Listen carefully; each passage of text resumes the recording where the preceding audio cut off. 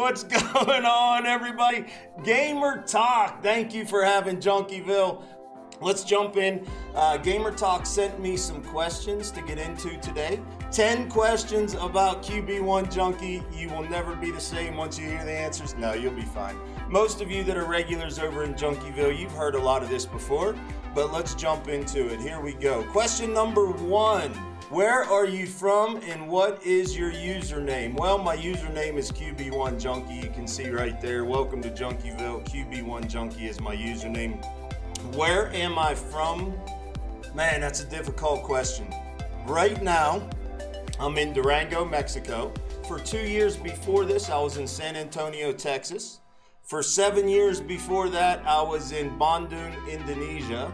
I have lived all over the world, all over the United States. I'm originally from southwestern PA, about 2 hours south of Pittsburgh, about 30 minutes from Maryland, West Virginia line, down in the bottom corner there of Pennsylvania. That's where I'm from, but I have lived all around the world, so tough question there to start with.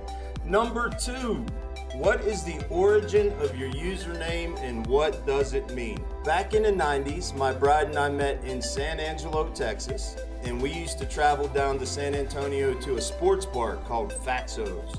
And Fatso's had this interactive NFL game that you could play in the bar. You'd compete with people hanging out in the sports bar, and then your bar would compete with other bars around the country.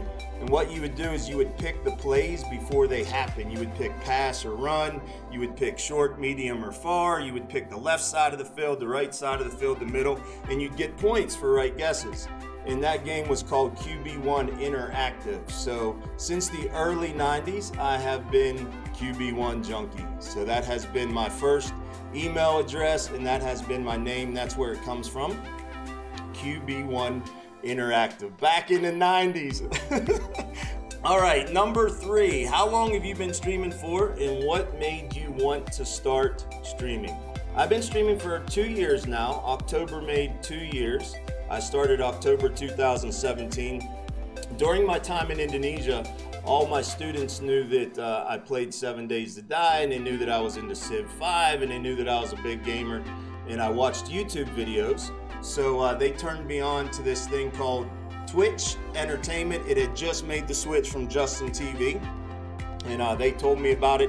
So I started watching, and one day I clicked and saw how many people were actually watching other people game. There was like 4 million viewers on or something at the time that I checked. And I was like, holy smokes, this is like the new town square right here. This is the new pub, this is the new bar, this is where people are hanging out online.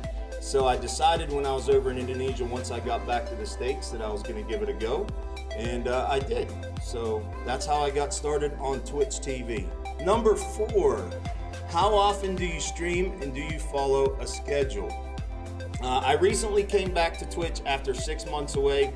I had some IRL stuff to take care of, so I took about 6 months off of Twitch.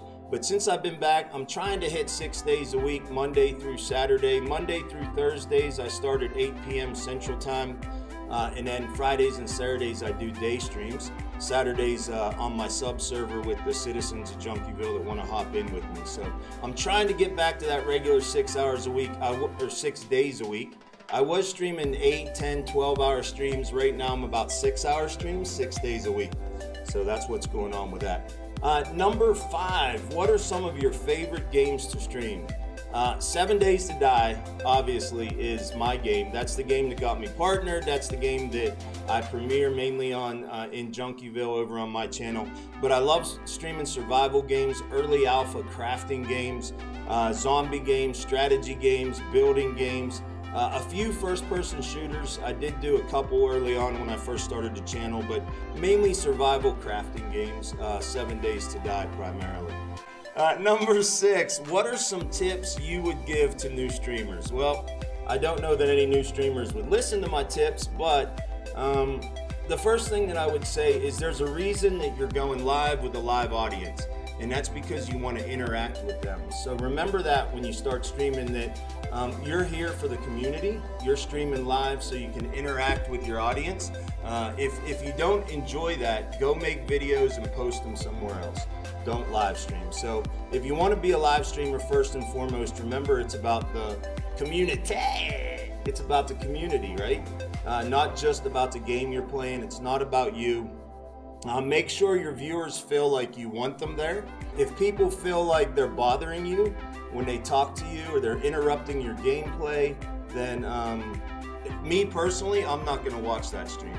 If I don't feel welcomed by the streamer, then I'm not going to want to be there. I'm going to go somewhere else where I feel like I'm wanted. So remember that it's about your audience. That's why you're live streaming. That's probably the one bit of advice I'd give to so many streamers out there.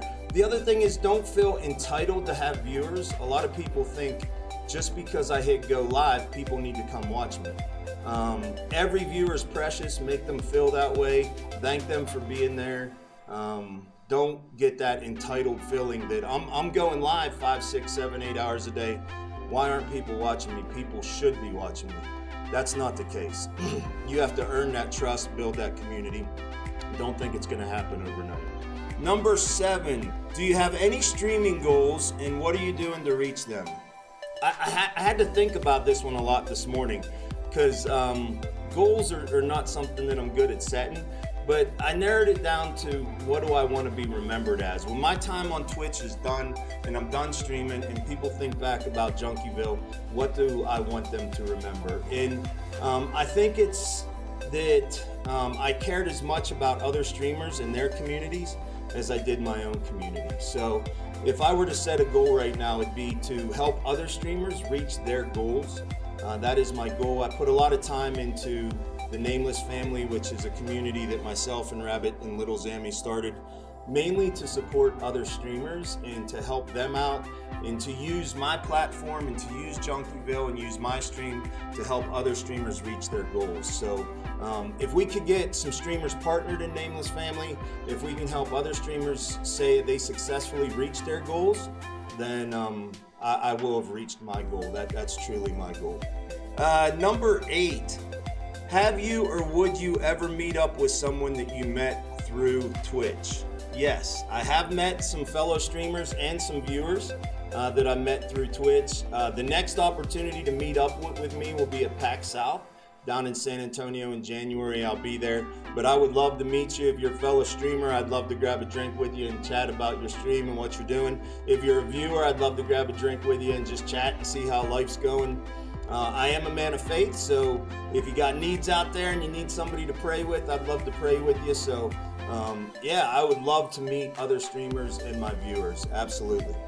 Number 9, if you had control over Twitch, what would you change? I love the platform. I love Twitch. Thank you, Twitch, for the platform and the opportunity to build a community through your platform and your company.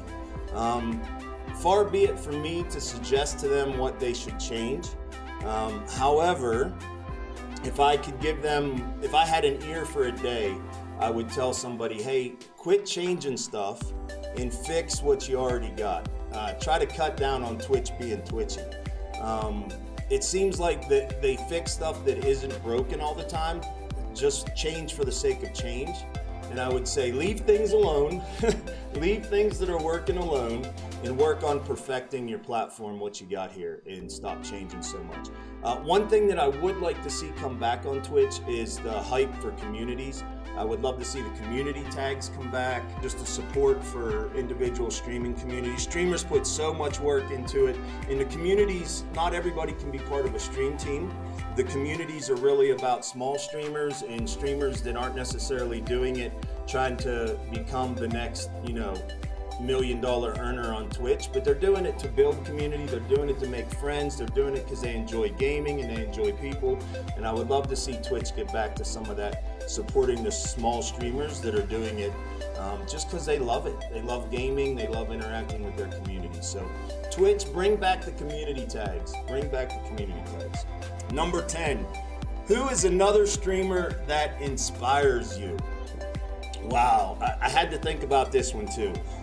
When I first started watching 7 Days to Die players, and I don't have one, I'm going to give you several names out there, but some YouTubers that I really enjoy their content, I really love their work. They also stream on Twitch, Games for Kicks and Cage848. I love their content. I love what they do. I love the way that they present 7 Days to Die. I think Games for Kicks is the best teacher of the game out there. New players that are trying to learn 7 Days to Die, go back and watch some of Kick's videos. He does a great job teaching the game. 7 Days to Die Twitchers that I used to watch before I started streaming. Tex Cub, I think Tex Cub's a great guy, great streamer. Jonah Birch, Bearded Guys Gaming, Vanlish, all great streamers, great content creators, great communities that they have. Really enjoy those guys. Second Class Elitist is a guy that I love on Twitch, mainly because he supports small streamers. Very selfless in his channel. I learned a lot from him about supporting smaller streamers. So Second Class Elitist, I look up to him. Some streamers that I admire, Rabbit and Little Zam, of course, at the top of the list. All the work that they've put into building Nameless Family and building that streaming community. A lot of hours go into that behind the scenes that people don't know about. They're not out there seeking credit for that. They're putting the time in. So many Nameless Family streamers that have put time into building that community that I admire just how much they care about other streamers.